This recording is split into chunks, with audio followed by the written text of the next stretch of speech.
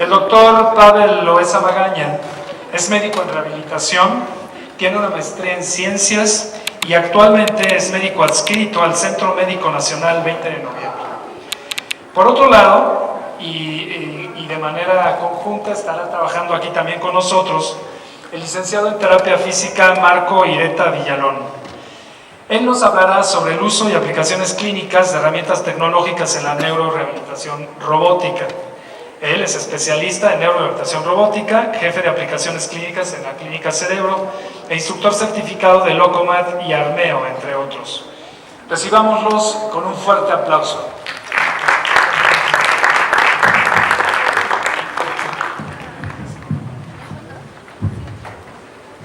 Gracias, buenos días a todos. Pues bien, continuando con las actividades del Congreso Iberoamericano de Neurorehabilitación, vamos a tomar este tema. Ya han estado hablando en días pasados acerca de la rehabilitación robótica en muchos aspectos, cómo evaluar con un análisis de movimiento, antecedentes que hay aquí, antecedentes que hay en España y demás.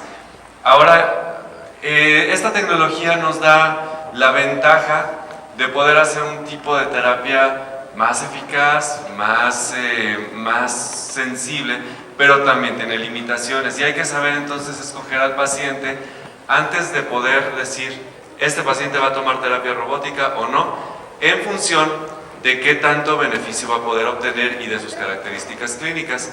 Entonces, en la plática de hoy vamos a hablarla sobre la determinación de un perfil clínico en el paciente que va a tomar neurorehabilitación robótica. Para esto, bueno, vamos definiendo el problema que tenemos.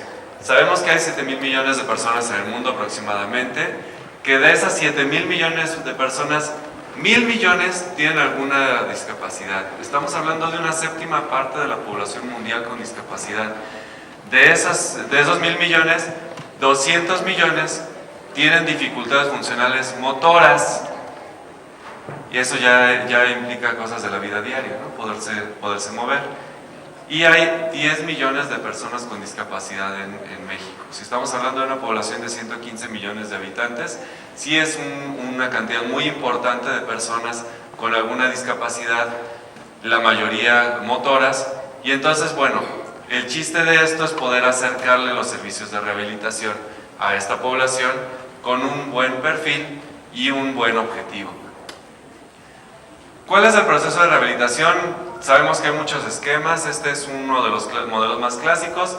En la etapa inicial siempre hay que dar un manejo de la lesión, donde se trata dolor, inflamación, inmovilidad, la etapa aguda, el edema cerebral, la cirugía, lo que le quieran llamar. Después pasamos a la segunda etapa, la de restauración de la función, donde vamos a empezar a trabajar arcos de movilidad, control neuromuscular y flexibilidad, donde empiezas a hacer las activaciones. Y la tercera, que es el de regreso a la actividad. En el regreso a la actividad vas a meter fuerza, vas a meter propiocepción, y en ese momento es cuando va a intervenir la robótica de una manera mucho más importante. Si se están fijando, es una tercera etapa. Ya desde aquí vas viendo que el paciente no va a entrar en el momento en el que está en cama. Yo estoy en un centro médico nacional con unas altas especialidades y de repente sorprende que nos pidan una interconsulta a las personas de terapia intensiva porque quieren que bajemos al paciente recién operado de una craniotomía para el Locomat. Entonces, pues, oye, no, creo que no anda por ahí. Primero evita el reposo prolongado, quita la respuesta inflamatoria sistémica y después hablamos de robótica. Otro tipo de rehabilitación. Pero sí hay un momento en el que va a participar de una manera muy dirigida cuando tengas que ver ya con la funcionalidad. Ese es otro esquema que también a mí me gusta más, que son los conceptos orientados a tareas específicas, que dicen, bueno, el humano que sufre un daño cerebral no tiene una involución completa de las funciones, no es un bebé, no tiene desmielinización ni desorganización ni nada, tuvo un daño. Entonces, lo que tienes que hacer es orientar el programa a las tareas específicas que le están faltando para que tú tengas una recuperación eficaz, y eso debe de ser lo más pronto posible. Entonces, contrapone un poquito lo que vimos acá, donde es una tercera etapa, sino lo viene metiendo a esta etapa de restauración de la función. En cuanto el paciente sale de la etapa crítica, vamos a meterlo porque si no, se nos va el tiempo. Y si hablas de un paciente con un EBC o una hemorragia cerebral o alguna cosa así, sabemos que tenemos los primeros 3 meses así contados y bueno, no podemos esperar tanto. En esta etapa, tú tienes que pasar del sentado al parado, a estar de pie, al balanceo y equilibrio, a la marcha e incluso llegar a dar pasos y escaleras. Es como una etapa natural y vuelvo a lo mismo, no es una etapa de desarrollo filogenético ni nada de eso, es una etapa simplemente de funciones, de actividades específicas y estas escuelas están tomando mucha fuerza en la orientación de los programas de rehabilitación. El proceso de rehabilitación, Arias en el 2009 dijo que era lograr la máxima participación del paciente en las actividades de la vida diaria, por lo que hay que fomentar que en la medida de lo posible el paciente realice tanto esfuerzo y actividad como sea capaz. Si lo dirigimos a esto de los programas de tareas específicas, además diríamos en la actividad que se está dificultando. O sea, ¿qué no puedes hacer? No puedo comer. Vamos a ponerte a manejar el brazo como si estuvieras usando la cuchara para que aprendas a hacer eso. Es reprogramación motora. Marco va ahorita a profundizar en esa etapa. ¿Qué es rehabilitación robótica? Bueno, hay muchos sistemas de rehabilitación robótica. Tenemos equipos que nos ayudan a la marcha de un otro modo. Tenemos brazos robóticos con diferentes modelos. Que fue algo que llamó mucho la atención en la inauguración del Mundial el año pasado, un exoesqueleto, donde una persona con lesión medular pateaba el balón. Entonces, hay muchos tipos y hay que saber cómo dirigir lo que quieres hacer para que tengas éxito en la terapia. Un robot terapéutico, según Cooper, es un sistema que siente, entre comillas, los movimientos del usuario y usa esta información para tomar decisiones y retroalimentarte. Entonces la rehabilitación robótica sería aplicar estos equipos robóticos con fines terapéuticos o asistenciales. Entonces diríamos que el robot tiene cierta inteligencia artificial o sensores o como le quieras llamar, para que conforme lo que tú hagas el robot te asista. No se trata de que el robot te haga todo el movimiento, se trata de que asista el movimiento. Hay antecedentes ya desde los 60s con el famoso Meet Manus en el Tecnológico de Massachusetts, un intento de robot donde, bueno, controlaban con la voz, se puede controlar con suplidito, con sensores y demás para una persona con hemiparesia. Aquí se le llamaba también el Case Manipulator y eso ha ido evolucionando. Hoy en día incluso todavía se maneja un dispositivo de evolución directa de estos y esos robots, bueno, eran para dar terapia. Después evolucionaron a otra línea de la que voy a hablar. Después de eso se ha ido pues desarrollando más. Finalmente, yo creo que ya les presentaron la gráfica de las publicaciones que va muy de la mano con el número de dispositivos desarrollados, donde tienes en los primeros 20 años, entre los 60 y los 80 prácticamente nada, y de repente del 2000 con la tecnología, los microprocesadores y todo, ¡boom!, vámonos, se desarrollaron cualquier cantidad de marcas y de productos robóticos que dan la oportunidad de investigar y de decir si sirve, no sirve y demás, y con ello pues vienen los papers. Han hecho ya incluso intentos de clasificación. Basado en estas dos bibliografías, una del 2011 y otra del año pasado, llegamos a un poquito ya de consenso de cómo hacer una clasificación muy global de los dispositivos robóticos. Lo puedes dividir obviamente en brazos y manos, en piernas, robot de marcha y exoesqueletos, en plataformas vibratorias y de equilibrio, en ergómetros y cicloergómetros modificados, como los que llegan a ver de aquel lado, en isocinéticos, en bipedestadores y en sillas de ruedas. Y específicamente para miembro superior, ellos fueron un poquito más allá. Dicen que hay prototipos, exoesqueletos y por abordaje proximal o distal. Y ejemplos del abordaje proximal pues serían el armeo, que trabaja desde acá, y el codo. Y el abordaje distal podrías estar tomando el robot de mano Amadeo, que va nada más a utilizarte los dedos. Esos son simples ejemplos. Este es el Amadeo, este es el armeo, este es el Case Manipulator y este, bueno, es de todo. Y para marcha tenemos entrenadores en banda, clásico del Locomat, entrenadores basados en plataformas para los pies, como es el IGIO, entrenadores en superficie, como es este que se llama EGO, estacionarios para marcha y tobillo, y órtesis activas de tobillo y pie. Y aquí tenemos el EXO, de Exo Bionics, tenemos el exoesqueleto de Honda, y otro tipo de piernas robóticas, demás, o sea, ha ido cada quien desarrollando su sistema y buscando un poquito allá. Prácticamente muchos hacen lo mismo, muchos no, muchos tienen biomecánica diferente y es lo que hay que saber para qué lo quieres, para poderlo dirigir bien. Una clasificación más viejita decía que había robots asistenciales y estos robots asistenciales podían ser fijos o motorizados de alimentación o móviles de asistencia. Estos eran básicamente robots para dar de comer. Ahí caían, por ejemplo, los dispositivos estos de movilización pasiva continua que se usan en cirugía ortopédica para movilizar pacientes del primer día y demás.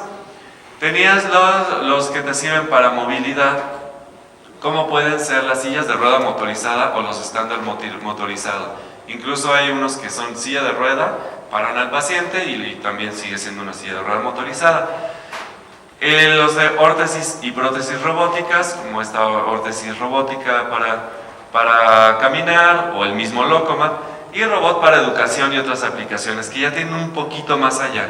Incluso hoy en día compañías como Tyromotion está intentando combinar la robótica con terapia cognitiva, y dentro de las mismas actividades te dicen, bueno, para que tú logres esta actividad tienes que ver, te ponen una carta que es un 2, te ponen una carta que es un 3 y tienes que buscar la carta que sea el 5 si es suma, o te puede hacer una multiplicación, o una división, o una resta.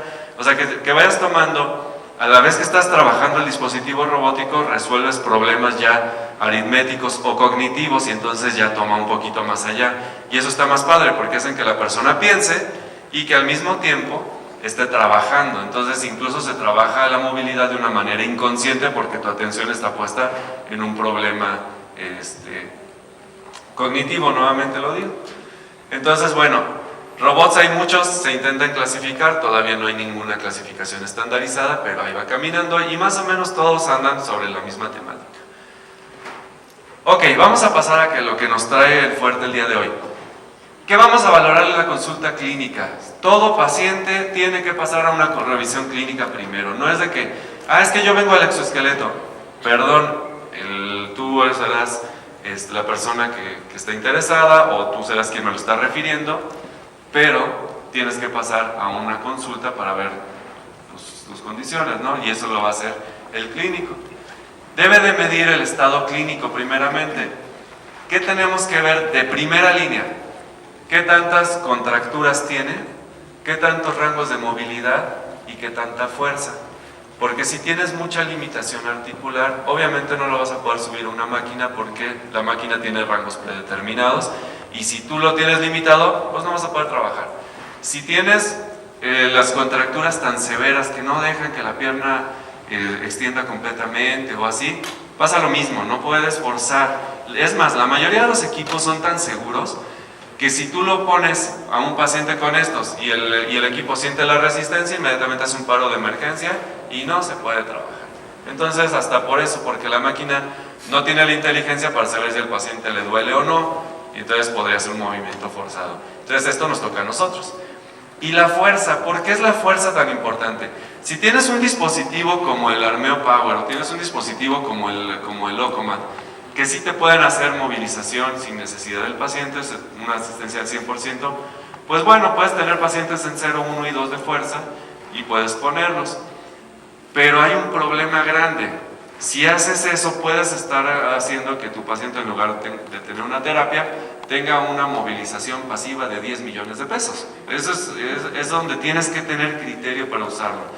No uses nunca una máquina robótica como un movilizador pasivo continuo. No tiene ningún sentido eso. Tratas de buscar terapia y que sea algo que le dé beneficio al paciente. Entonces la fuerza tiene que ser relativo de acuerdo a lo que tú tengas. Ahora sí es como pasa luego con el Amadeo, que tenemos pacientes que llegaron con una inmovilización de la mano prolongada y apenas empiezan a recuperarlo, bueno, eso sabes que van a tener una evolución rápida y entonces el dispositivo pasivo asistido te va a ayudar mucho para ir haciendo la retroalimentación, pero siempre dirígelo a algo que te vaya a servir. Otras cosas que tienes que evaluar pues es si el índice de motricidad para ver la motricidad global, si tiene dolor o no. Algunas personas hablan de que, o autores hablan de que un dolor con una calificación menor de 4 en escala visual análoga no es contraindicación, porque a veces duele porque está contracturado, porque tiene un espasmo muscular, porque tiene una limitación y entonces ese dolor no tiene tanta importancia porque es tolerable y además conforme mueva se va a quitar. Pero también si tiene un dolor en una escala visual entre 8 y 9, olvídalo porque simplemente la pura manipulación va a hacer que el paciente tenga dolor y no nos deje trabajar. Entonces hay que tener cuidado con eso. Otros estados son los laboratoriales. La biometría hemática, hay que ver que el paciente no tenga una anemia importante, porque si tienes una hemoglobina por debajo de 10, el paciente se te va a fatigar, entonces no, este es el objetivo. Si tienes unas plaquetas por debajo de 50.000 es contraindicación absoluta, porque entonces estás hablando de que con la pura presión de los arneses o de las correas puedes ocasionar sangrados o equimosis y demás. Con respecto a la química sanguínea, el paciente nunca debe tener una glucemia mayor de 250, porque entonces entrarías en un estado ya de metabolismo anaeróbico y acidótico además, entonces pones en riesgo. En cuanto al perfil de lípidos, hay que ver que no tenga el colesterol demasiado elevado y no tenga con eso un riesgo cardiovascular. Laboratorios específicos de la patología, ¿y eso a qué me refiero? Si estás hablando de que además tienes un componente reumatológico como puede ser un neurolupus y estás viendo que los reactantes de fase aguda están elevados, entonces aguas porque ese paciente está en un proceso inflamatorio constante y entonces va a tener más desgaste del que puedas tener con beneficio. Hay que saber qué patología tiene, no es nada más decir, es que tiene una hemiparesia y todas las hemiparesias son. Es lo mismo una hemiparesia por un EBC que por un tumor cerebral, que por una esclerosis múltiple, que por un neurolupus, claro que no. El punto fisiopatológico es bien diferente y entonces tienes que tener cuidado para ver al paciente y su patología, no los síntomas que te está dando. Entonces hay que tener ese criterio. Lo siguiente, tenemos que ver resonancia magnética, tomografía, ultrasonido, radiografías. Hay que tomar en consideración todo eso, cómo está el estado muscular, si tiene o no tiene hemorragias activas, si tiene una consolidación de fracturas, demás. Obviamente no le vas a pedir todo al paciente, sino dirigido al caso específico. Pero ya que tengas esto, bueno, pues ya puedes hacerte un perfil mucho más amplio de a quién estás tratando. Recordemos lo que decía Avicena, se tratan personas, no enfermedades. Y entonces, bueno, ya que tengas a quién vas a tratar, entonces ya le diriges un programa. Hay otras escalas específicas, a mí me gustan mucho varias y las uso de rutina, porque pasas de lo subjetivo de la evaluación clínica a la objetividad. Las escalas específicas, por ejemplo, la escala de balance de Berg a mí me gusta mucho, no sé si la conocen, que se levante, que se agache, que levante los brazos, que haga giros, que se apoye en monopodal. Son una escalita que aplicas en 2 minutos, que le das una puntuación y te dice el estado de equilibrio del paciente. Otras más complicadas como la de Tinetti se usa mucho en investigación, caminatas de 6 minutos, el Up and Go Test, etcétera, escalas que tú vayas usando con la que estés familiarizada, que además la puedas orientar un poquito hacia lo que le vas a tratar al paciente. Es decir, si vas a tratarle movilización de brazos, bueno, pues el Berg pasaría a segundo término, buscas una escala funcional para miembros superiores y demás. Otro tipo de dispositivos como las plataformas de equilibrio sería imprescindible que aplicaras una escala de este sentido y demás. Bueno, aquí lo que buscas es tener una evaluación lo más completo. Estado clínico, estado físico, estado metabólico y alguna escala que te dé una puntuación y que después tú puedas comparar cómo salió el paciente después de la terapia. En Gait and Posture, ya desde el 2007, nos dieron estos criterios en diferentes dispositivos asistidos, con máquinas. Llámale desde una prueba de esfuerzo hasta terapia robótica, obviamente los he ido afinado, pero esto es la base. Lo primero es que, y aquí está, tengas un plan de evaluación y tratamiento según objetivos marcados. no se trata nunca de subir por subir al paciente a una máquina. Se trata de qué objetivo tienes con ese paciente, qué objetivo quieres lograr con ese paciente, qué plan de tratamiento tienes, cada cuánto lo vas a estar evaluando, le vas a estar dando seguimiento y viendo si tus objetivos se están cumpliendo o no, etcétera. Si no tienes tú todo eso, nada más estás dando terapia por darla, y eso pues no es lo que debes de buscar si estás trabajando de una forma profesional. Siguiente, signos vitales estables dentro de las últimas 24 horas. Frecuencia cardíaca, frecuencia respiratoria, tensión arterial y temperatura. Si el paciente tiene alguna de esas alteradas en las últimas 24 horas, sí lo tomas como una contraindicación porque algo le está pasando. Hay que ver, en ese caso, por ejemplo, la tensión arterial, si está subiendo y bajando, está descontrolado, hay que tomar una presión exactamente antes de hacer la terapia. Si está estable, bueno, haz de la terapia. Si durante la terapia el paciente se siente mal, hay que pararla. Si no, al final de la terapia vuelves a tomar otra.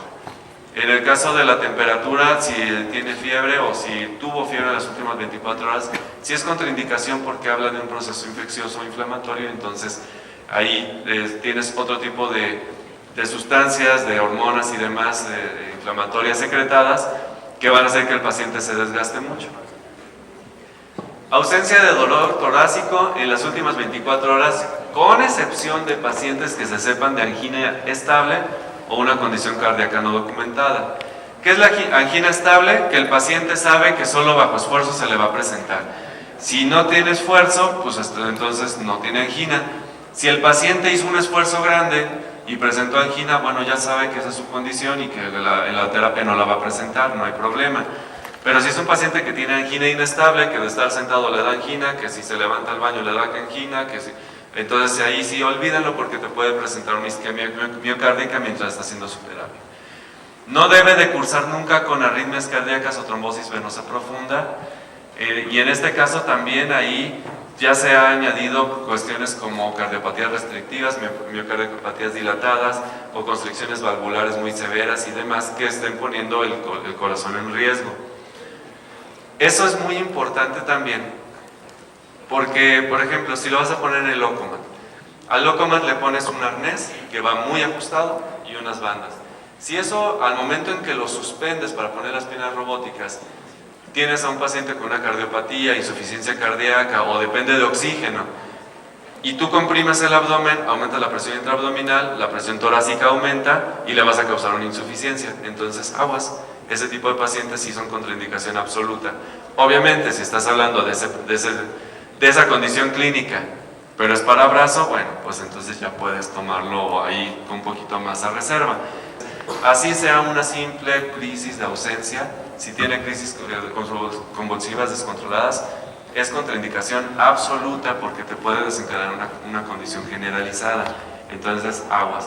Obviamente, además, los robots todos tienen sus protocolos de seguridad y te dicen qué hacer en caso de que el paciente, por ejemplo, convulsione y a cómo moverlo. Pero si tú de antemano sabes que en los últimos 6 meses ha tenido crisis, párala.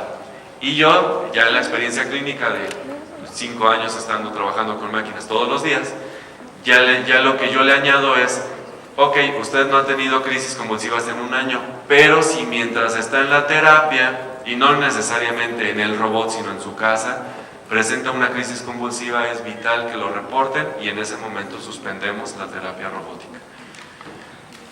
La capacidad cognitiva debe de ser adecuada. Vuelvo a lo mismo, no se trata de hacer movilizaciones pasivas. Si el paciente tiene un estado de retraso mental, tiene un estado de deterioro cognitivo, tiene un estado de comatoso o demás, el paciente no te va a cooperar y la rehabilitación robótica no te sirve más allá de lo que te sirve la terapia en colchón. Entonces, vuelve a lo mismo, nada más haciendo una movilización con un equipo de 5 millones de pesos. Entonces, la capacidad cognitiva para que te sirva tiene que ser buena. Tienes que ponerle atención y hacer que el paciente participe. Y eso está documentado y ahorita lo voy a poner. Y la siguiente, pues tienes que analizar la capacidad de recuperación. O sea, yo sé que, por ejemplo, el hecho de que tengas un paciente con lesión medular completa, no vas a hacer reconexiones, pero sí puedes apoyar en las cuestiones que te sirven en cuanto a la postura, a los cambios de postura, a los apoyos propioceptivos y demás. Puedes ayudar también en la circulación, pero si esos son tus objetivos, ok. Pero si tu objetivo es que lo voy a poner porque el paciente va a volver a caminar, olvídalo, ahí no tiene capacidad de recuperación y eso no tiene sentido. Dirígelo, siempre dirige objetivos y ve logrando metas. Signos de mal pronóstico en un paciente neurológico, y esto con y sin rehabilitación robótica, pero si tiene de entrada estos signos, entonces ya cumples el punto número 7, que era la capacidad de recuperación limitada ahí. Si la severidad de la debilidad del brazo al inicio, estás hablando de que fue menor del 9% según el índice de motricidad de Demeris, eso equivaldría a un 1 en escala de Lovett, entonces tienes un mal pronóstico. Entonces, si el paciente de entrada le dio el EBC y tuvo una parálisis completa o fuerza menor en 1, ya es mal pronóstico. Segundo, que tengas una espasticidad proximal severa. Espasticidad del hombro o espasticidad de la cadera severas son signos de mal pronóstico. Siguiente, que el periodo de flacidez sea prolongado, es decir, más de 30 días. Si a los 30 días no se ha establecido por lo menos un 1 en escala de espasticidad, entonces tienes un mal pronóstico porque el músculo va a quedar flácido y entonces seguramente no va a tener recuperación motora.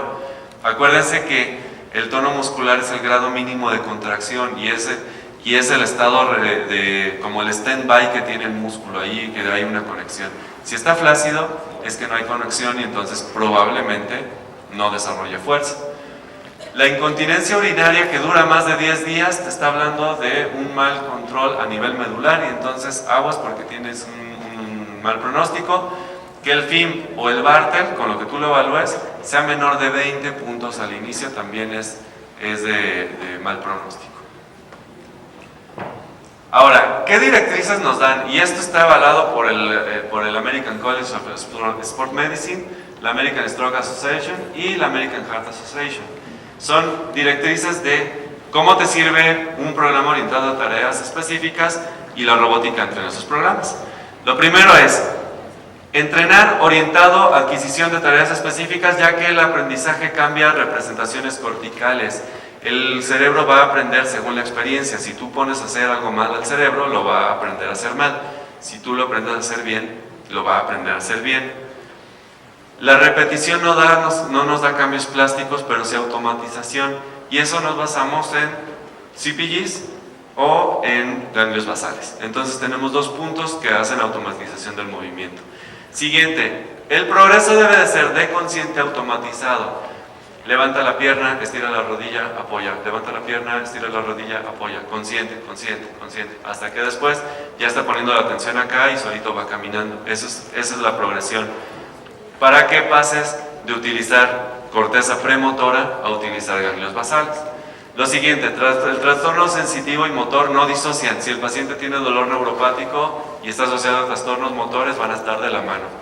Entonces, la sensación va a ser al movimiento y viceversa. Quiere decir esto que estimules a que el paciente tenga movilidad, tenga sensibilidad. Si es necesario, des golpecitos, activa aquí, activa acá, pero darle retroalimentación sensitiva para que actives lo motor. No hay zona, me encanta, no hay zona que se afecte sin que otra se modifique.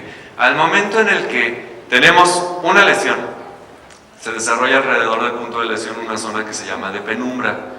Y esa zona de penumbra es como la que está ahí lista. Si tú la dejas morir, se va a morir.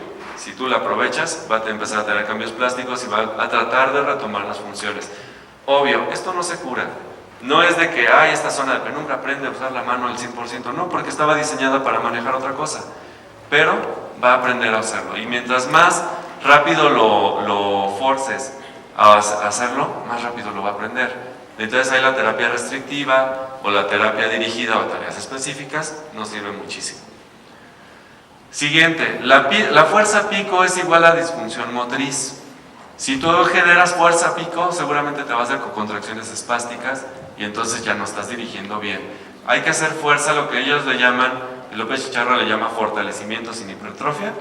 Quiere decir, gana la fuerza, pero no esperes musculación. Haz nada más fuerza para que sea funcional, porque mientras más fuerza, mientras más carga le pongas, vas a tener la disfunción motriz. La siguiente, La relación con el consumo de oxígeno, por eso la condición cardiovascular es tan importante. Si el consumo de oxígeno disminuye, entonces la resistencia cae, se fatiga más rápido el paciente y también se fatiga.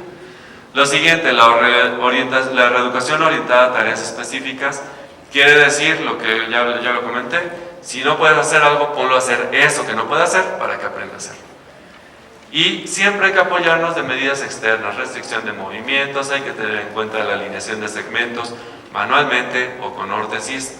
La robótica no está peleada con las órtesis, incluso muchos pacientes que tienen espasticidad del tríceps, le pones toxina botulínica, alineas con una férula y lo pones a caminar en el ócoma y te da buen resultado. Y hay que apoyar el aprendizaje motor y al cognitivo y demás. Las medidas externas no están peleadas, esto no sustituye jamás a la terapia física, es un elemento más de la terapia que estás aplicando. ¿Qué te dicen los catálogos maestros de guías clínicas aquí en México del CDT? Los pacientes tienen que ser tratados por fisioterapeutas expertos, muchas veces certificados en el uso de tecnología robótica. Y ojo, la práctica es al maestro y la certificación a ti te está avalando de que sabes usar, pero tú tienes que tomar experiencia. Tampoco se trata de que llegues a un centro de rehabilitación, oye, voy a trabajar, bueno, ahí está tu máquina, ponla a andar. No se trata de eso, tienes que aprender a hacerlo para que seas experto y tengas un mejor resultado con el paciente.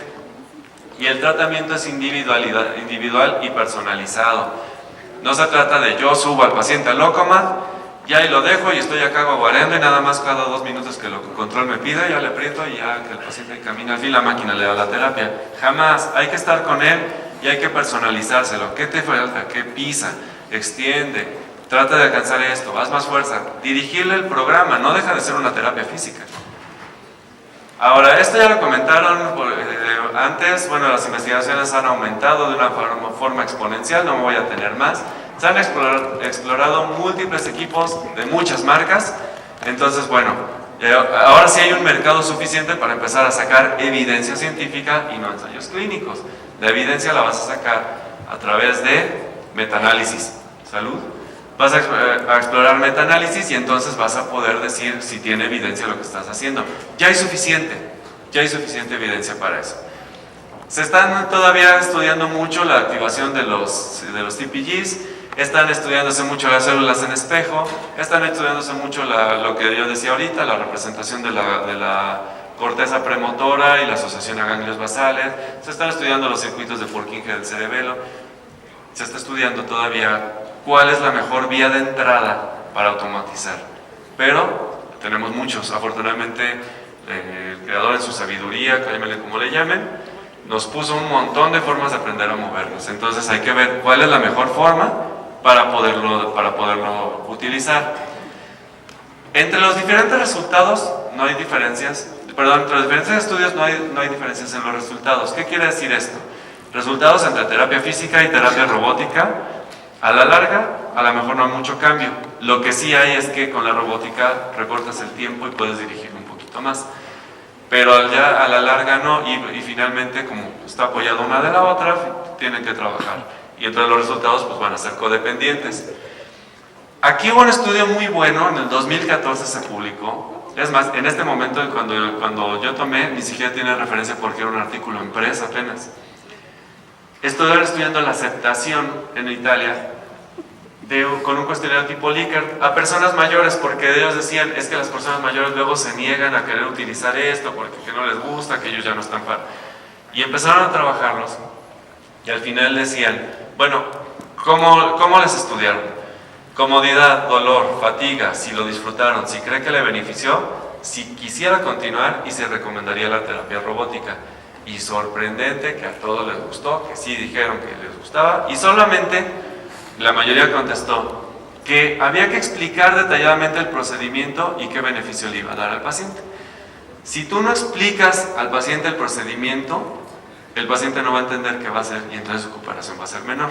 El chiste de esto es que tú le des una retroalimentación previa, vamos a trabajar así, quiero que me participe así, y entonces ya te va a poder dar una ganancia porque el paciente va a cooperar. En otros estudios se ha visto que incrementa el gusto por la terapia y la hace un poquito más entretenida, más tolerable, y la calidad de la asistencia que estás dando es mejor. No es lo mismo que yo tenga 2 terapeutas físicos moviendo la pierna del paciente, que están en posición incómoda, que a lo mejor en 15 repeticiones ya están con el dolor de espalda, que hacen los pasos desiguales, a que yo tenga una máquina que va asistiéndolo y puedo dejarlo ahí, no sé, 1 hora, que pueda estar caminando 3,5 kilómetros, que pueda hacer 1500 pasos. Eso sí ya es diferente. Pueden medir mientras estás haciendo la terapia y te dan una retroalimentación. Como dije, jamás es reemplazar al terapeuta físico, sino que los terapeutas físicos u ocupacionales las usen adecuadamente. Tiene ventajas como la reproductibilidad que ya mencioné, hacen los programas orientados a tareas específicas, progresan y son actividades lúdicas. Tienen beneficios en reeducación motriz. Pueden incrementar la fuerza, bueno, lo mismo, fuerza sin hipertrofia, pero sí incrementan la fuerza. Pueden facilitar la coordinación de los movimientos y a veces esto es más importante que la fuerza misma. Pueden modificar el tono muscular. Yo tengo mis reservas, el tono muscular viene de otro tipo de control y que tú tengas un Ashworth 3 no te lo va a quitar una máquina, hay otros métodos, pero bueno, estas bibliografías decían que sí.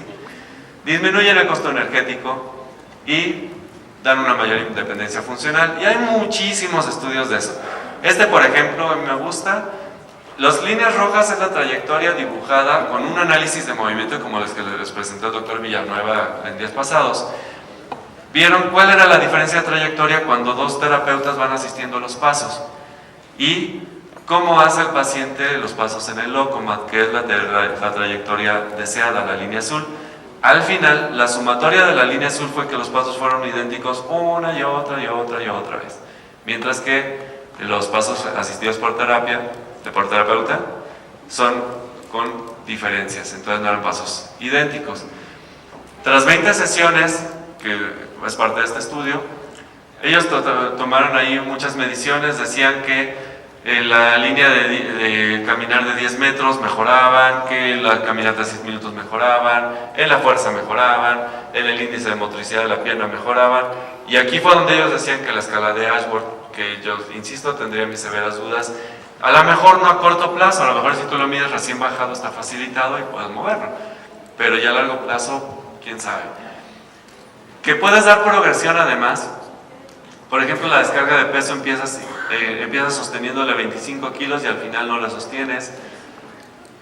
Incrementas la velocidad de la terapia, de la marcha, que incrementas la duración. Obviamente tiene un punto en el que te estableces, no vas a durar al paciente 2 horas en el Locomat porque se fatiga. Y que la fuerza guía, es decir, la asistencia, tiene que ir bajando de 100% a mínimo 20% que tú le estés asistiendo. Entonces tienes que ir progresando esto.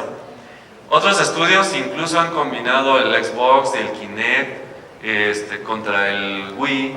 Han visto que el Kinect gasta más energía que el Wii, porque dicen que hay que hacer movimientos más rápidos y más precisos y sostenidos, mientras que el Wii es un movimiento un poquito más fluido. Como experiencia, el Centro de Rehabilitación Infantil de la Sedena pasa a todos los niños después de su terapia, los pasa media hora de Wii como reeducación motora y tienen muy buenos resultados. No necesitan comprar ahí un equipo de 3 millones, ¿cuánto cuesta el Wii? 5,000 pesos, algo así, y una tele. Ahora, hay varios estudios que avalan esto.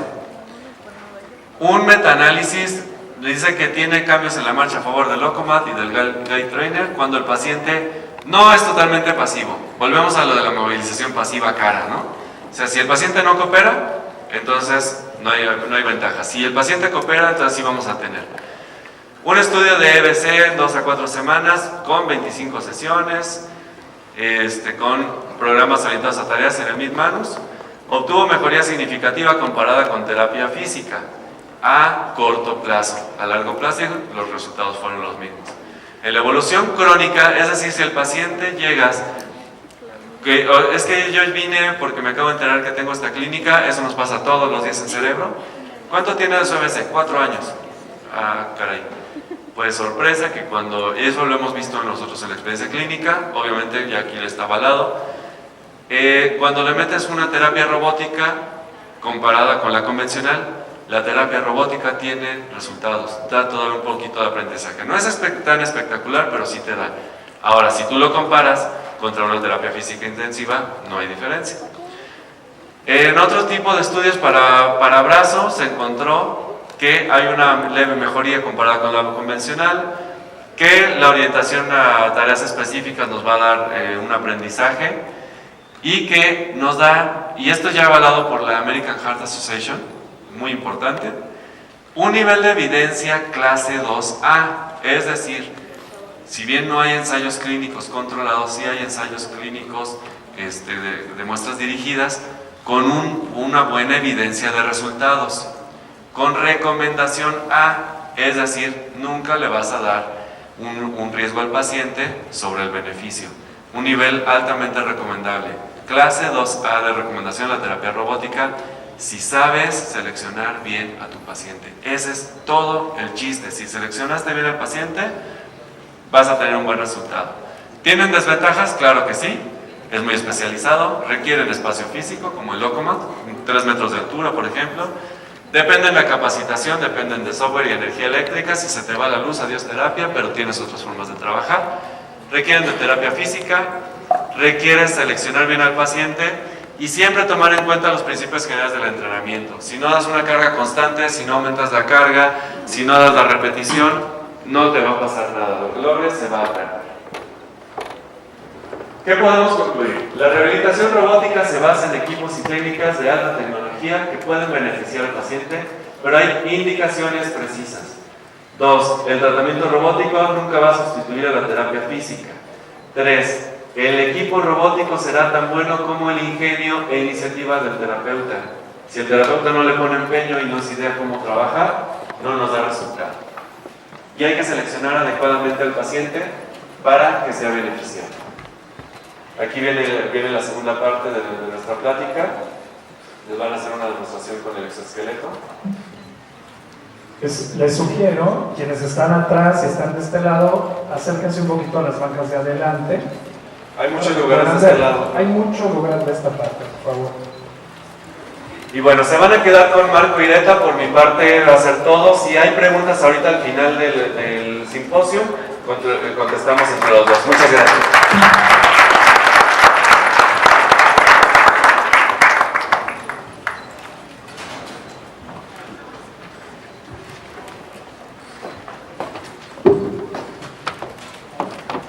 Muy bien, muchas gracias.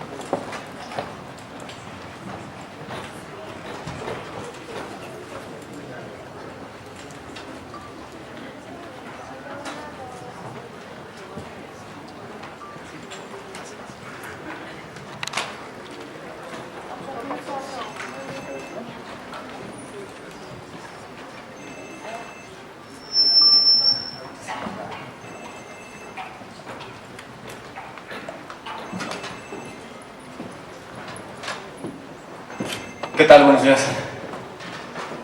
Pues vamos a continuar con la serie de pláticas que hemos estado ofreciendo en este congreso, y antes que cualquier otra cosa me gustaría agradecer al doctor Cubillos y a su staff de organización que han hecho un excelente trabajo en este congreso, y para mí es un honor poder estar aquí con ustedes y presentarles nuestra serie de pláticas. Yo sé que ahorita todos vamos a estar muy entusiasmados de ver el exoesqueleto. Voy a empezar con una ponencia y al ratito, terminando la plática, que me la voy a aventar muy rápido, vamos a explicar bien de qué se trata el exoesqueleto, cómo lo utilizamos y en qué tipo de pacientes. Así que si quieren esperarse a las fotos y al video, en un momentito, en unos 20 minutitos vamos a volvernos a parar y a caminar, y entonces me podrán hacer todas las preguntas pertinentes. Igual, lo que decía bien el doctor, si quieren acercarse un poquito, estaría bien para que realmente puedan tener una buena visión del exoesqueleto. Entonces, de esta manera. Yo quiero comenzar con una pregunta que creo que se ha estado respondiendo muy bien en las pláticas que hemos tenido, y básicamente mi pregunta con la que quiero iniciar esta charla es... Gracias. ¿Es nuestro objetivo demostrar que la tecnología es mejor que la rehabilitación tradicional?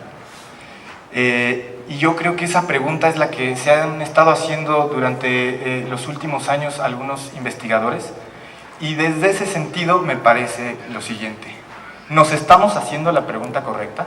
Creo que eso ya lo han estado contestando tanto el maestro Roberto como el doctor Demetrio Villanueva en las pláticas anteriores. Y entonces yo me quisiera ir a la siguiente pregunta. Deberíamos de entender mejor cómo podemos utilizar estas herramientas para maximizar el potencial de recuperación de nuestros pacientes. Y me parece que ese es el enfoque que le tenemos que dar.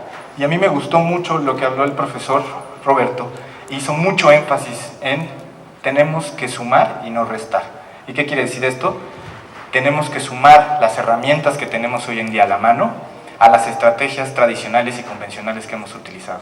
¿Qué quiero decir con esto? Que la tecnología no viene a sustituir ni viene a hacer lo que ya hemos venido haciendo de una buena manera, sino simplemente viene a ayudarnos a tener mejores abordajes terapéuticos con nuestros pacientes. Y yo siempre hago una analogía muy boba. Si yo soy un carpintero y tengo un serrucho, puedo hacer muchas cosas, muebles, etc. Pero si me dan una sierra eléctrica, entonces probablemente puedo trabajar de una manera más rápida, eficiente y eficaz. Y de eso se trata esto. Tenemos que ir integrando las herramientas que ya tenemos a nuestras estrategias de rehabilitación que hemos venido haciendo al paso de los años. Pero, ¿dónde está la tecnología y dónde ha estado la tecnología en los últimos años? Y esta pregunta creo que ya se ha contestado. ¿Por qué no había antes tanto sustento científico? Y aquí hay un dato interesante. En el año 2000 había menos de 20 dispositivos robóticos en el mundo y por ahí menos de 100 dispositivos con retroalimentación por medio de sensores. Entonces, eso es la respuesta a por qué no había tanta soporte científico a la tecnología, pues porque no había de pronto muchos dispositivos y tampoco teníamos, no habíamos podido generar esta experiencia y esta research científico. Pero ¿qué esperamos? Para el año 2012 ya hay cerca de 1000 dispositivos robóticos alrededor del mundo y más de 10.000 dispositivos con retroalimentación por sensores. Pero ¿hacia dónde estamos caminando? Para el año 2020 se espera que haya más de 50.000 dispositivos robóticos y más de 500.000 dispositivos por medio de retroalimentación de sensores. ¿Qué quiere decir eso? Que la tecnología ya está aquí. Habrá retractores, habrá gente que quiera sumarse. A lo que voy es, de pronto nos quedamos con ideas y con conceptos o no queremos acercarnos a la tecnología, ya sea por miedo o porque no le encontramos la utilidad suficiente. Ahora, yo quiero poner de ejemplo a todos los chicos fisioterapeutas que han pasado a nuestro stand por allá y me preguntan cuánto cuestan los robots, o en algún momento me comentan, ¿y yo dónde voy a utilizar un robot? Y como ejemplo, tengo aquí a mi lado al fisioterapeuta Eder Pliego, que es egresado de esta institución y que estoy seguro que hace un año él no sabía si es que algún día iba a utilizar la tecnología y seguramente ni siquiera conocía que iba a estar utilizando este tipo de dispositivos. El día de hoy, pues él es el experto en el equipo exoesqueleto y lo que quiero decir con esto es que todos ustedes fisioterapeutas que ahora van a egresar o los que ya están laborando, cada día más instituciones se acercan a tener tecnología dentro de sus equipos de trabajo y uno nunca sabe dónde va a estar el día de mañana. Hay instituciones como el CRIT, que tiene cerca de 21 locomats y dispositivos de miembro superior, IMSS, ISTES, sistemas DIF, que cada vez se han acercado más a la tecnología. Y ya depende de cada uno de nosotros si queremos sumarnos o no sumarnos. Y yo regreso a mi analogía. Yo creo que somos mejores teniendo más herramientas que teniendo menos herramientas. ¿Qué es lo que ya sabemos? Y solo me voy a ir muy rápido aquí porque creo que ya hemos sido muy repetitivos. Ya lo ha dicho Pavel, ya lo ha dicho el doctor Roberto. ¿Qué queremos y qué es lo que ya sabemos? Debemos de poner en movimiento a nuestros pacientes lo antes posible, a practicar sus habilidades motrices basándonos en los principios de aprendizaje motor. ¿Cuáles son estos principios? Pues es lo que han estado repitiendo. El doctor Collado mencionó 5 muy importantes y aquí vamos a hacer un refuerzo muy rápido de esto. Úsalo o lo perderás. Cuando perdemos alguna capacidad y no la practicamos, se va a deteriorar más. Si nosotros ponemos en práctica, y eso aplica en cualquier cosa de la vida, si yo practico algo, voy a mejorar. Si no, sería ilógico pensar que si no puedo caminar y estoy en una cama levantando la pierna 1000 veces, voy a reaprender a caminar. Intensidad, muy importante. Si no tenemos entrenamientos o sesiones de terapia intensivas, entonces no vamos a obtener el resultado que estamos buscando. Tiempo. Tiempo se refiere también a la dosificación, pero también a la edad de nuestros pacientes. Sabemos que tenemos mayor capacidad de recuperación en gente joven que de pronto en una persona adulta, y también el tiempo del abordaje terapéutico. Bien lo decía ahora el doctor Pavel, tenemos una ventana terapéutica importante dentro de los primeros 3-6 meses al año, y es bien importante que tengamos eso claro para poder abordar al paciente en el tiempo adecuado. Y Silence, que se traduce en motivación, que ya han estado hablando de la importancia de la motivación. Y bueno, interferencia, que ahí habla sobre todo de romper los patrones compensatorios que no nos están ayudando y trabajar tareas que van a recuperar la funcionalidad de nuestros pacientes. Pero ¿cómo podemos implementar estos principios de aprendizaje motor con pacientes que están más limitados que nunca? Es decir, vamos a pensar en un paciente que no se puede poner de pie, pero nosotros queremos buscar como objetivo terapéutico que recupere la marcha. Hemos hablado de estos principios, tenemos que ponernos a trabajar lo antes posible con nuestros pacientes, tenemos que trabajar estas tareas específicas. Ahora, ¿cómo pensaríamos en poner de pie y a caminar a estos pacientes? En el mejor de los casos, tenemos en algunas condiciones una suspensión parcial de peso, una caminadora, unas barras paralelas, pero ahora veremos algunas limitaciones que nos encontramos con eso. Y bueno, ¿cuál es nuestra labor como profesionales de la salud? Nuestra labor es implementar estos principios de aprendizaje motor con las herramientas que tengamos a la mano. Si bien decimos, no todos tenemos acceso a lo mejor a un locomat o a un exoesqueleto o a algún órtesis de miembro robótico de miembro superior, pero debemos de buscar las estrategias que estén al alcance de nuestras manos para buscar aplicar estos principios de aprendizaje motor y en el mejor, ¿pueden poner el video por favor? Y en el mejor de los casos obtener o maximizar las capacidades de recuperación de nuestro paciente. Clic, por favor. ¿Yo le puedo dar acá?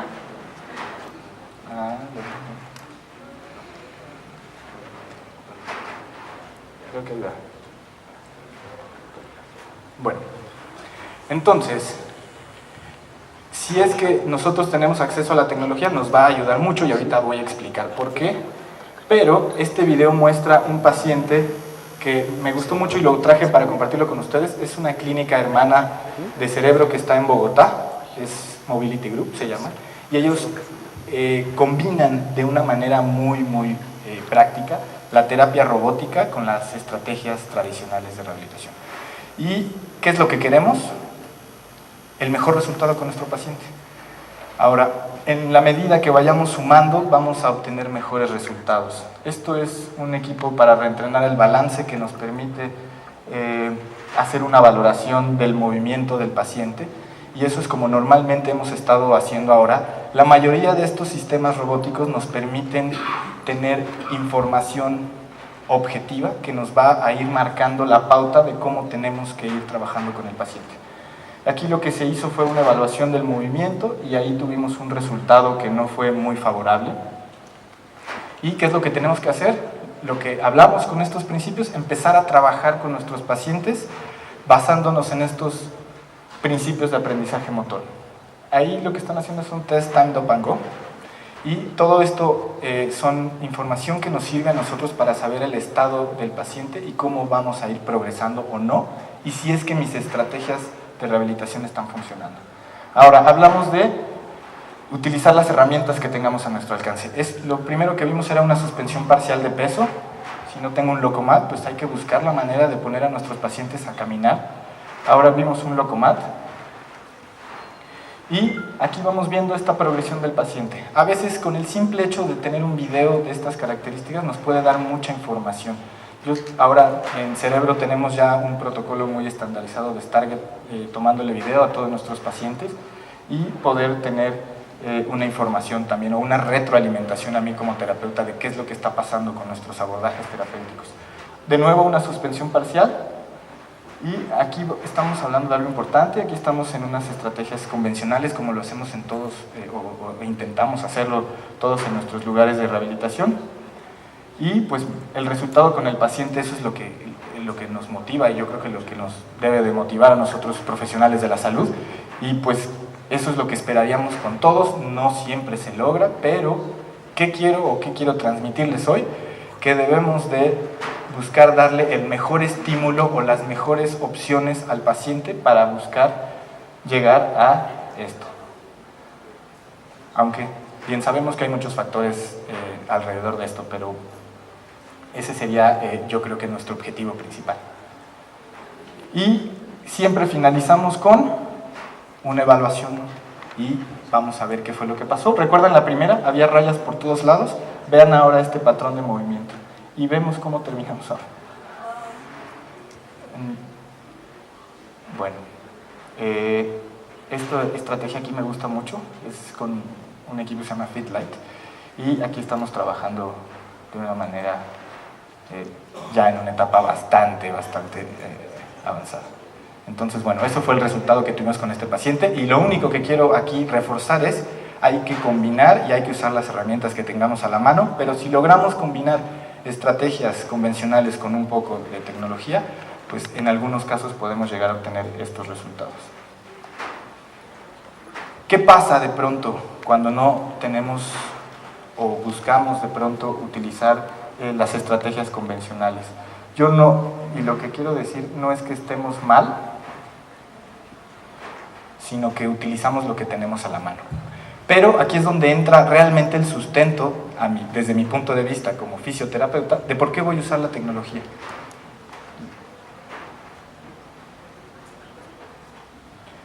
Aquí estamos viendo un video ya un poquito viejito.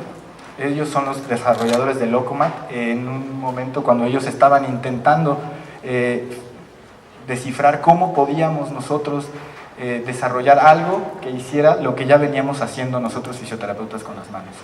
Ahora, me parece que esto, si tenemos esta opción, no está mal, es lo que nosotros tenemos y vamos a buscar implementar estos principios de aprendizaje motor, pero aquí hay muchas cosas que no me gustan a mí. No podemos controlar con nuestras manos la hiperextensión, no podemos controlar que haya un patrón de movimiento fisiológico y reproducible. ¿Cuánto tiempo nosotros podemos trabajar con el paciente haciendo esto? No sé si algunos de ustedes hayan trabajado así con sus pacientes, yo lo he hecho muchas veces. Te arden las manos de estarlo moviendo.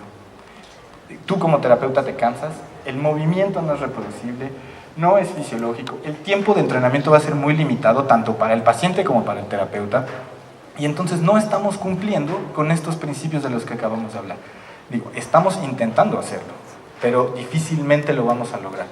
Y eso es pues porque no tenemos 8 manos y tampoco no nos cansamos. Digo, también nosotros como terapeutas debemos de pensar en nuestra vida de trabajo, que a veces es corta también. No es ergonómico para nadie. Seguramente si yo veo 2 o 3 pacientes así voy a salir con la espalda hecha polvo, y bueno, pues yo creo que a todos nos ha pasado en algún momento, y necesitas 2 o 3 personas para hacer esta tarea, en el mejor de los casos, si es que tenemos una suspensión parcial. Si no, en las barras paralelas pues se vuelve de pronto algo mucho más complicado, y además ponemos en riesgo al paciente y podemos tener algún accidente, y eso creo que no es lo que nadie quiere. Entonces, solo para reforzar esto con un poco de sustento bibliográfico, si nosotros queremos reentrenar una función, tenemos que practicar esa función per se. Es decir, si quiero reentrenar la marcha, debo de practicar caminar. Entrenamientos intensivos con un número de repeticiones altas. Ya está documentado que eso es lo que nos va a permitir, en su determinado caso, generar neuroplasticidad o generar reconexiones a nivel del sistema nervioso central. Hay que empezar el entrenamiento lo antes posible, siempre y cuando las capacidades del paciente y cumplamos las condiciones que ahora hablaba el doctor Pavel, y hay que ponernos a entrenar lo antes posible. ¿Para qué? Para darle el mejor feedback aferente, es decir, el mejor estímulo aferente al sistema nervioso central para estimular precisamente esta reorganización de nuestro sistema central. Y aquí es donde a mí me gusta otra vez hacer énfasis de por qué entonces estamos utilizando la tecnología hoy en día. Podemos entrenar más allá de las capacidades reales de un paciente. Alguien que no se puede parar y no puede caminar, entonces lo vamos a dejar ahí a que se quede acostado. Me parece que eso no sería lo indicado. Hay que buscar las estrategias. Y sobre todo, una vez que estamos trabajando, buscar la participación activa y la motivación del paciente, que sabemos que esa es la clave. Si un paciente no está motivado y no quiere hacer las cosas, pues de pronto no vamos a obtener ningún resultado, así traigamos a quien traigamos como clínico. Bueno, vamos a ver rápido un par de videos.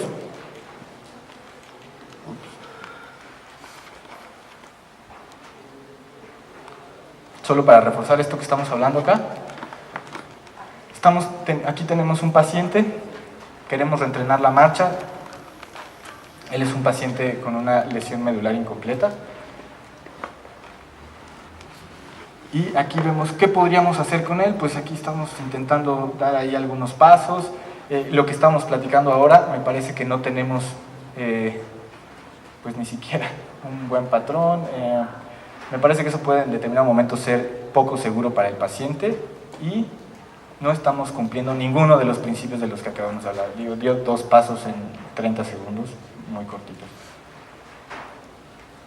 Y aquí es donde entra este tipo de herramientas, que si nosotros empezamos... No le está gustando esto. Okay. ¿Qué es lo que queremos? Entrenamientos intensos, con un número alto de repeticiones, con el mejor movimiento posible. ¿Para qué? Para darle el mejor input aferente al sistema nervioso central. Si nosotros logramos hacer esto, entonces estamos dándole la oportunidad al paciente de tener la recuperación que estamos tratando de buscar.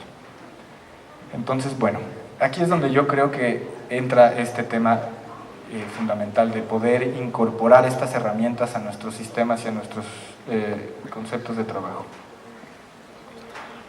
Solo para repasar, muy importante, lo habló el doctor Demetrio antier, la importancia del tercero y segundo rocker al momento que estamos reentrenando la marcha.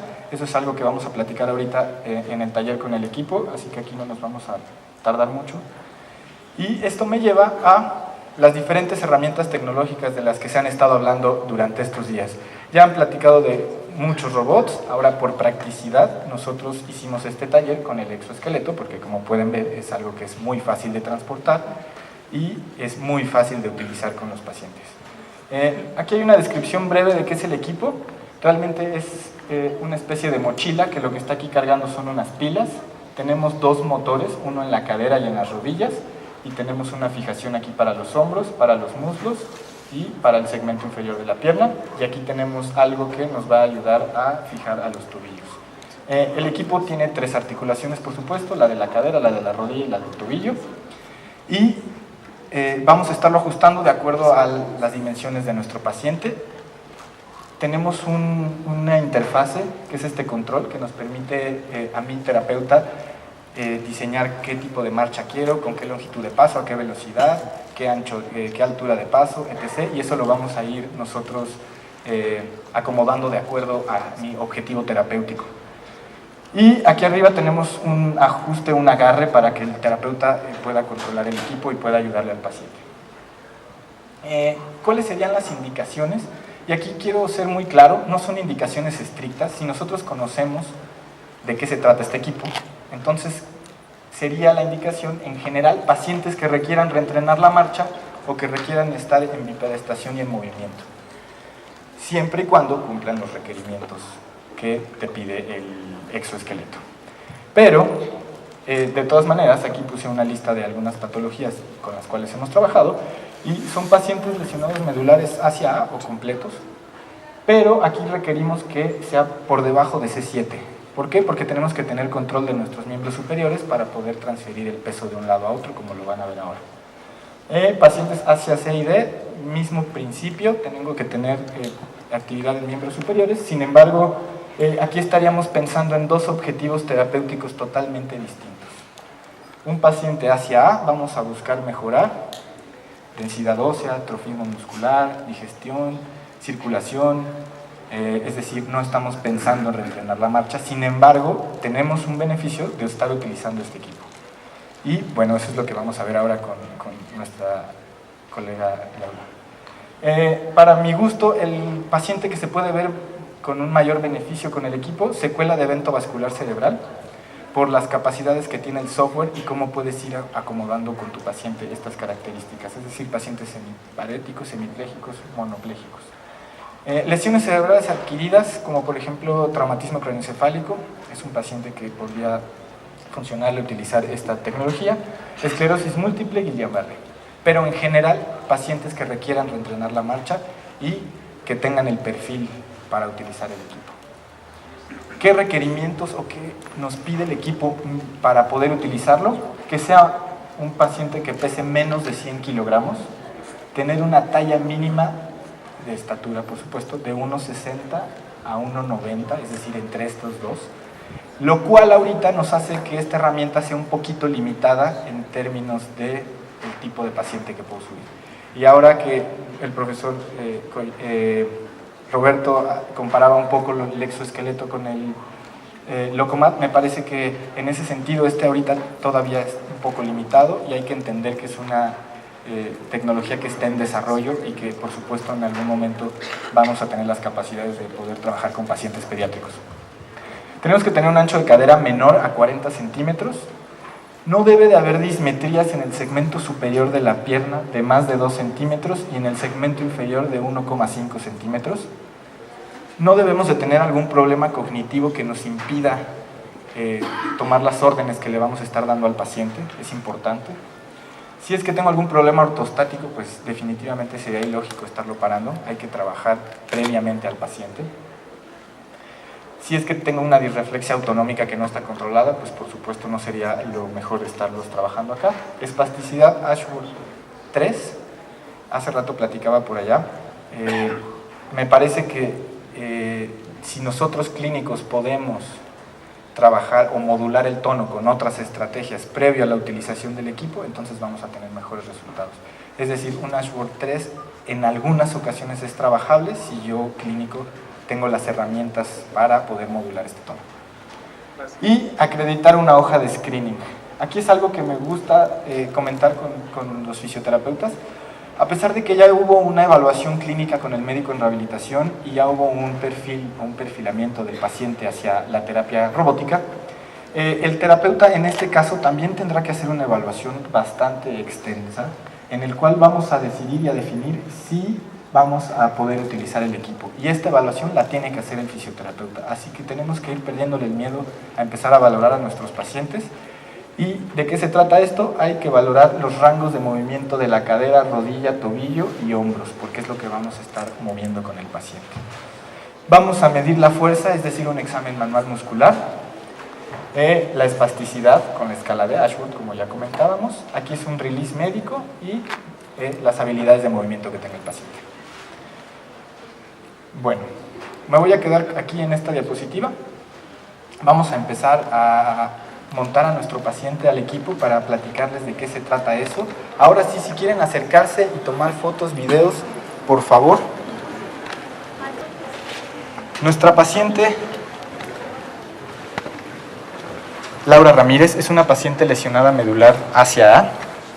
Ella tiene trabajando en cerebro y particularmente con Eder, que es su terapeuta, 1 año y medio, es decir, tiene 1 año y medio entrenando con nosotros, aunque ella ya conocía el exoesqueleto por otro camino, es decir, ella fue directamente a California, utilizó el equipo y luego fue después que llegó con nosotros.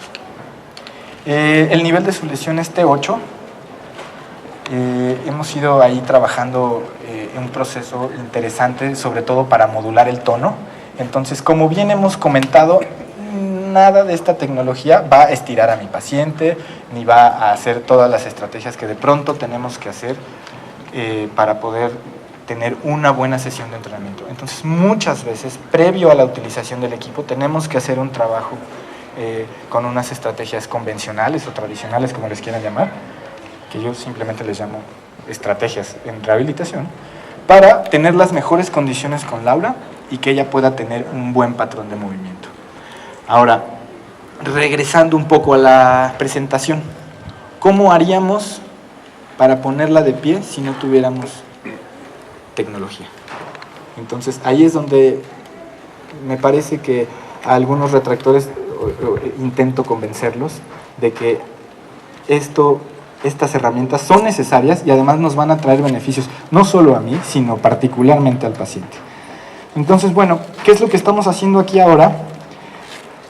Previamente, por supuesto, hemos medido la longitud de su segmento superior, es decir, trocánter, línea articular de la rodilla, línea articular al maleolo. Hemos hecho el ajuste de la longitud de los segmentos al robot con el objetivo de que estén alineados los fulcros de la articulación del robot con las articulaciones de nuestra paciente. ¿Para qué? Para tener un buen patrón de movimiento. Una vez que hemos medido eso y hemos terminado nuestro screening, entonces decidimos qué material vamos a utilizar, es decir, qué soporte voy a utilizar en el tronco. Hay unos más grandes que otros, dependiendo si no tengo tanto control de tronco, podemos ayudarle un poco al paciente. Ahora estamos poniendo, Eder está aquí colocando los straps que son como los de una mochila, la fijación de estos straps, y con una paciente como Laura, que ya ha ido entrenando considerablemente con nosotros, podemos utilizar estas muletas canadienses y prácticamente Laura podría caminar casi sin ayuda de un terapeuta, porque ya ha entrenado con el equipo, pero por seguridad ahora vamos a estar aquí cuidándola.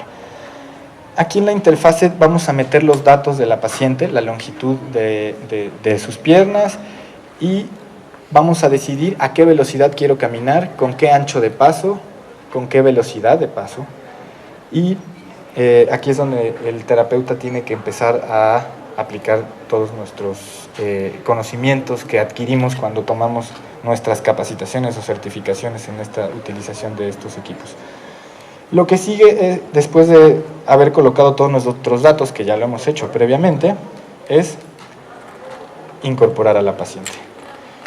Lo que está haciendo Eder es, por medio de la interfaz, está controlando todo lo que quiere que haga el equipo. Ahora, hay diferentes maneras, ¿dale?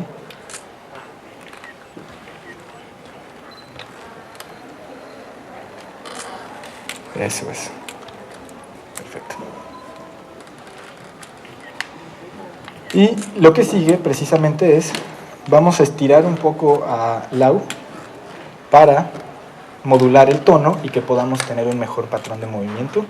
Entonces eso es lo que está haciendo ahorita Eder. Estamos buscando estirar sus gastrocnemios, su sóleo, para evitar ahorita cualquier patrón o cualquier espasmo que nos impida movernos de una buena manera. Particularmente con Laura, en la clínica están caminando aproximadamente 1200, 1400 pasos diarios. Estamos generando un protocolo. Todos nuestros pacientes que utilizan el sistema de exoesqueleto y que son lesionados medulares hacia A, estamos realizándole un examen de composición corporal para medir la cantidad de minerales en hueso y de masa muscular. Con los 4 pacientes hemos encontrado mejoría. No traigo esos datos porque queremos en algún momento publicar, pero me parece que ese es un buen sustento, además de los que hemos platicado, de por qué utilizar esta tecnología con lesionados medulares completos. Bien, ahora van a empezar a caminar.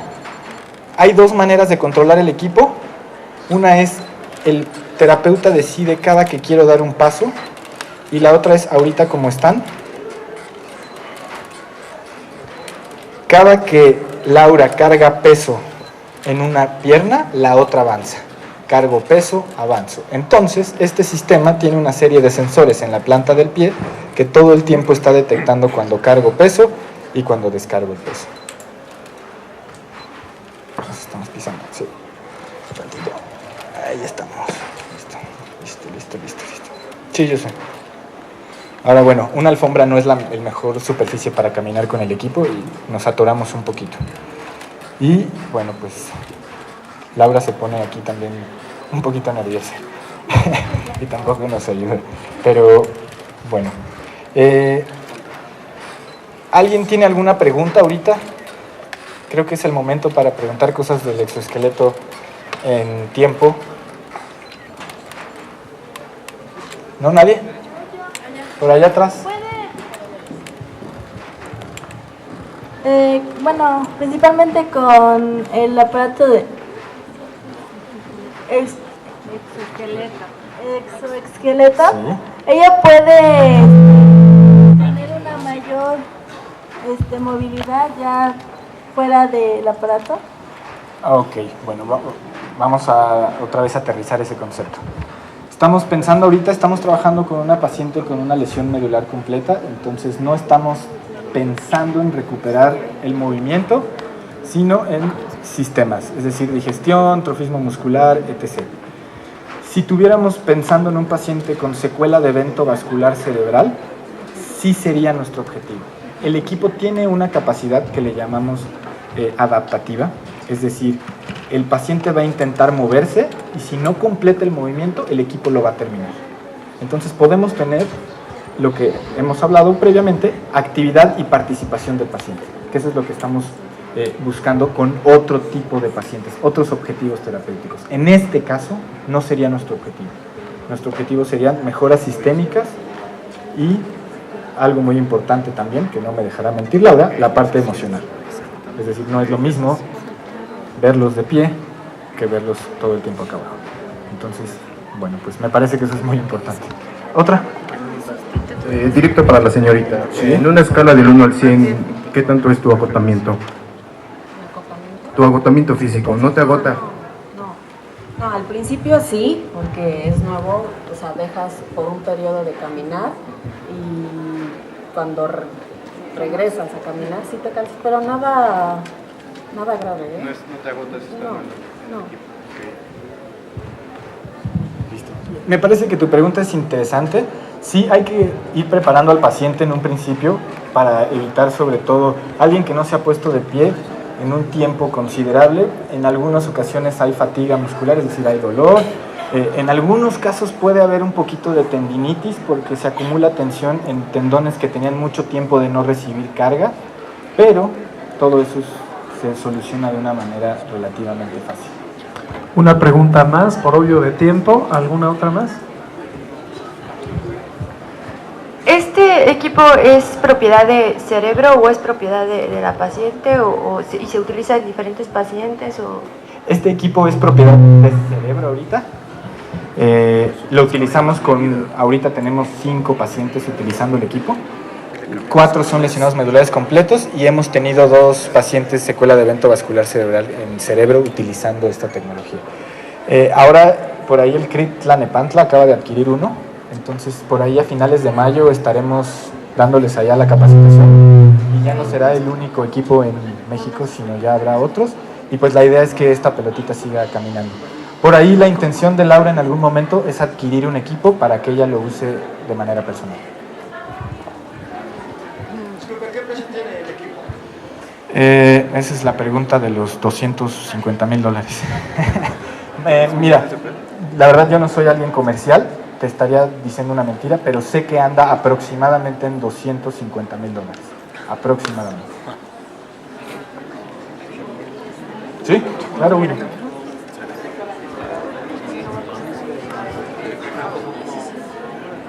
Las mecedoras de tobillo-pie, ¿Sí? ¿cómo es que se activa en este caso con Laura? Mira. ¿Lo puedes demostrar? Claro. Mira, la articulación del tobillo realmente está prácticamente estática, es decir, no tiene un motor que esté moviendo al tobillo. Por dentro tiene un resorte que simula la plantiflexión.